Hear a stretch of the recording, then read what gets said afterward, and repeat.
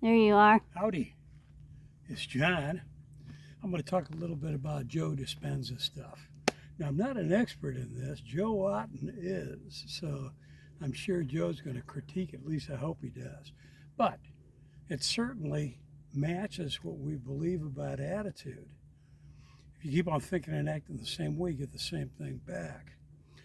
You know, it's interesting how about 90% of what we think every day is from the past. It's really amazing. As a matter of fact, the things that we've dwelt on the longest are probably some of the most shaping attitudinal stuff that we've ever had. What do you remember first in your life? Well, if it's traumatic, and I can remember, isn't that good a thing? How long have I replayed that? Well, a long time. And so how do I replace that? How do I change that? Because if I keep on thinking the same way, I get the same thing back. I've got to change how I think. And that's where meditation comes in. Meditating around the appropriate response that I want in my life. Thinking about the way I want to be.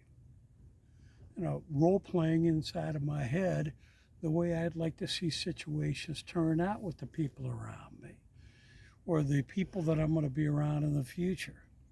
And that meditation, whether it's 20 minutes, 2 hours, 8 hours, that'd be a little bit crazy, but certainly thinking about the way I'd like to see it turn out. And so if we're going to implement some of the tools you've spoken about in the Bible, write it on the tablet so you can run with it. Make it clear.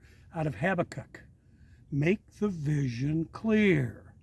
We don't write our visions down. What do we want it to be? Be transformed by the renewing of my mind in my meditation, considering the way I should react.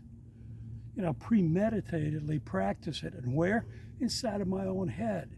We know the neurons fire and when we think. And when neurons fire together, they wire together. I'll say that again. When neurons fire together, they wire together. So we can actually change the wiring in our own head. Now that's an interesting thing. We can be the creator inside of our own head of many things. I'm not taking away from the creator, okay? But certainly he wants us to be transformed by the renewing of our mind. Meditating on the appropriate things and the appropriate responses, that's what I've got for today. We'll catch you next time.